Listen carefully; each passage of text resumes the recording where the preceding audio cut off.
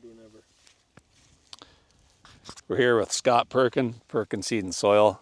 Today we're standing in one of Scott's own fields. Maybe tell me a little bit about what you got here, the variety, how you did it. Sure. And we'll get into a bit of a conversation around inoculant. Sure. Yeah, this is Hollands, so NSC Hollands from North Star Genetics. Planted on 22-inch spacing about May the 10th.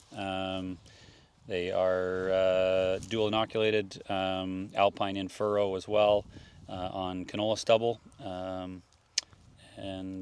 we've got a pretty good stand of beans here now.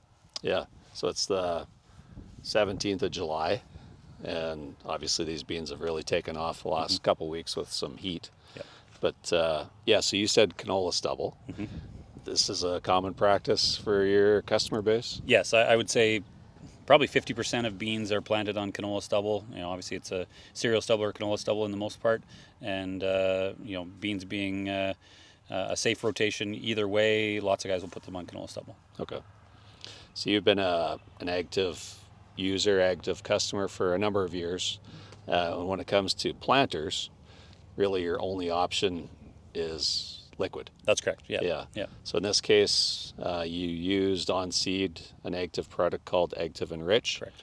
Active Enrich is a dual liquid inoculant that has bacillus and rhizobium.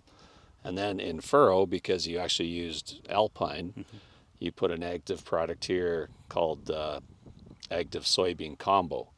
And the combo part is rhizobium, the other part is mycorrhizae. So you did that because... Yeah, because the mycorrhizae population is very much depleted after a canola crop.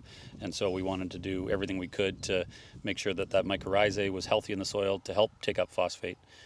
We chose Active, obviously, from support, from past use, but also the fact that it's very safe to put in the tank with alpine. And so that was the reason we chose that. Yeah. So we just took a quick look at the early nodulation here.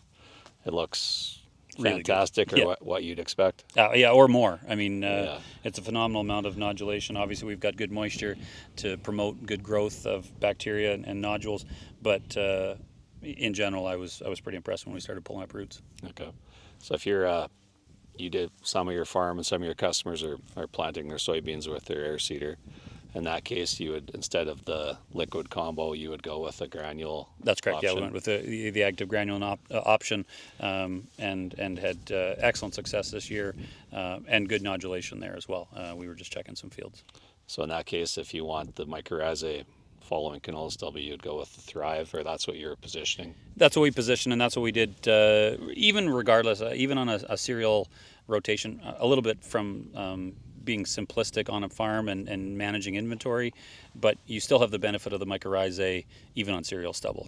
Not as much, obviously, and not as important as it is in canola stubble, but a good mycorrhizae population allows for good phosphate uptake by plants. Yeah. Okay. Yeah, we've been around the country, and I would argue these are some of the nicer soybeans we've seen, especially at this time of year. So. Yeah, the heat last week has helped, and and getting them in. I mean, I still believe that early soybeans are the key.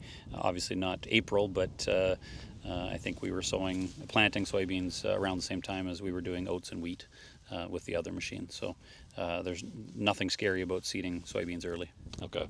Yeah, I think it has been thought of that we got to get a certain soil temperature in the past, but you're saying... I'm saying sow your beans when it's 5, 6, 7 degrees, and wait for the corn until 10. Okay. But certainly beans can be in a little earlier than we normally wait for. They're very hardy, and as you can tell, we've been through some pretty nasty weather here between excess rain, several wind events, and the beans are pretty darn healthy. Yeah. Last question. Longtime soybean grower and seller of the seed itself. Yep. You did mention that you dual inoculated here, even though you've actually, how many years have you had soybeans in your rotation? Yeah, we've had soybeans in rotation for probably 20 years. I still think dual inoculating is the way to go. It's not expensive. Sure, every dollar counts. I completely understand that and abide by that. But if for some reason your in-furrow nodulation program doesn't work well. Maybe you're using 1034, or you've got some nasty weather that's hurt some of your inoculant. You don't. It's not an easy rescue treatment. So Right. the right thing to do is put inoculant on your seed and in the furrow, whether that's granular or liquid, because the last thing we want to have to do is apply a whole bunch of nitrogen in crop at this stage. Yeah. Yeah, I think the rule of thumb is a bushel of soybeans needs 4 to 5 pounds of nitrogen on average. Yeah, yeah. Planning for 200 pounds of nitrogen is not a strategy in soybeans. Right. Versus $15 to $20 an acre worth of inoculant. Right. Okay. Well, great. Appreciate the support, obviously, from us at Taurus and Premier Tech. And yeah, you're doing some good things, and the crop looks really good. Thanks. So, Appreciate the partnership. you bet. Good. Thank you. Sorry, this